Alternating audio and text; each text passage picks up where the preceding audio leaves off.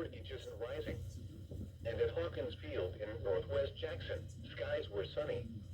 The temperature was 54 degrees, and winds were variable at 5 miles an hour. Once again in Jackson, it was 54 degrees.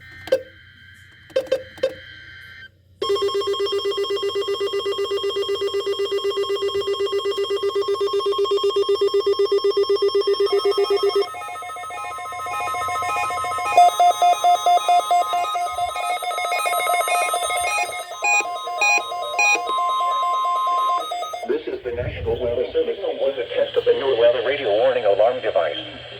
During potentially dangerous weather situations, specially built receivers can be automatically activated by the signal to warn of the impending hazard. Tests of the signal and your receiver's performance are normally conducted by the National Weather Service each Wednesday between 11 a.m. and noon.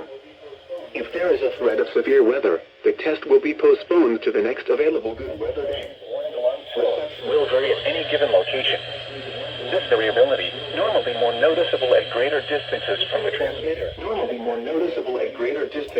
transmitter, can occur even though you are using a good quality receiver. Test of the new weather radio warning alarm device.